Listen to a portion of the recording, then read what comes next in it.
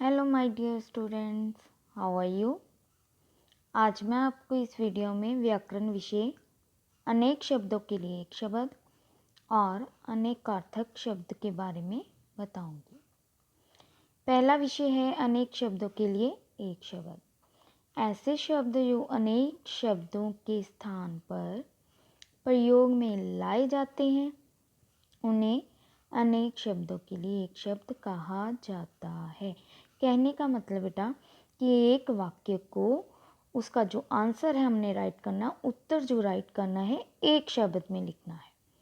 जैसे for example यहाँ पे मैंने लिखा है सदा सत्य बोलने वाला, सत्यवादी।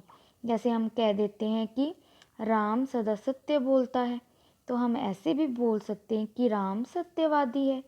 एक शब्द आ गया ना सत्य बोलने के लिए। फॉर एग्जाम्पल अब चित्रों के माध्यम से हम देखते हैं रामू पढ़ा लिखा नहीं है। पढ़ा लिखा जिसने स्टडी नहीं की उसे क्या बोलते हैं? अनपढ़। रामू पढ़ा लिखा नहीं है, तो पढ़ा लिखा वर्ड की जगह हम क्या वर्ड यूज़ कर सकते हैं? एक रामू अनपढ़ है। वह कविताएं लिखता है। कविताएं जो लिखता है क्या बोलते हैं उसको? कवि। तो सिंपल सेंटेंस कैसे बन गया? वह कवि है।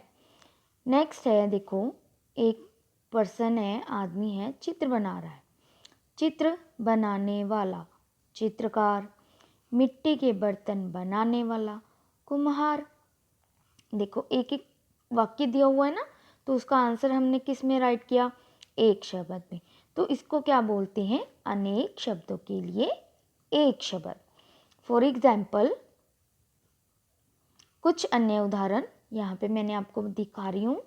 जो सुन न सकता हो बहरा, जो देख न सकता हो अंधा, जो शिक्षा देता है शिक्षक, जो कभी ना मरे अमर, पढ़ने वाला पाठक। देन दूसरा टॉपिक अपना है अनेकार्थक शब्द। एक से अधिक अर्थ देने वाले शब्दों को अनेकार्थक शब्द कहते हैं। मतलब एक शब्द के जहाँ दो अर्थ निकलते हों उन्हें अनेकार्थक शब्द कहा जाता है। जैसे जल।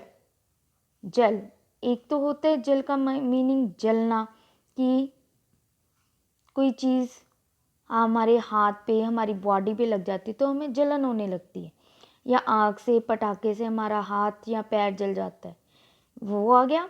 और दूसरा है जल का मीनिंग पानी जो हम लोग पीते हैं। जग एक बर्तन, नॉर्मली हम बोलते हैं ना जग में पानी भर लो। तो दूसरा है संसार, दुनिया। फॉर एग्जाम्पल देखो यहाँ पे कुछ चित्र हैं। पत्र है। पत्र के यहाँ पे दो मीनिंग शो हो रहे हैं। एक तो होता है पत्ता, लीव्स। दूसरा है पत्र का मीनिंग चिट्ठी, लेटर, जो हम लोग राइट करते हैं। देन सेकंड है हार। हार का मतलब एक तो होता है माला, जो हम लोग गले में डालते हैं, फूलों की है या मोतियों की है, कोई भी हो सकती है। दूसरा हार का मीनिंग है पराजय, मतलब किसी से हार जाना।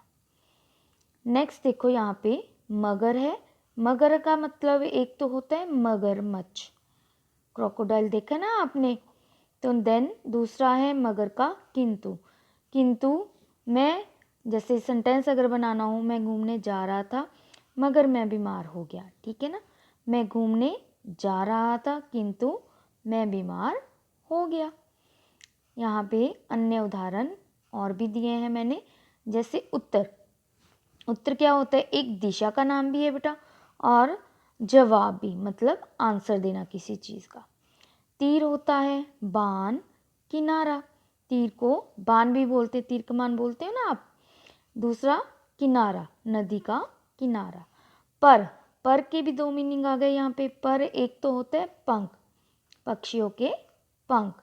दूसरा होता है परंतु, अगर मगर करना, परंतु, किंतु। ये थे आपके व्याकरण विषय के आज के टॉपिक बेटा। अनेक शब्दों के लिए एक शब्द और अनेकार्थक शब्द। आपको अच्छे से समझ आ गया होगा। इसका अभ्यास करें हम कक्षा में पूरा करेंगे। God will take care of you. Bye bye.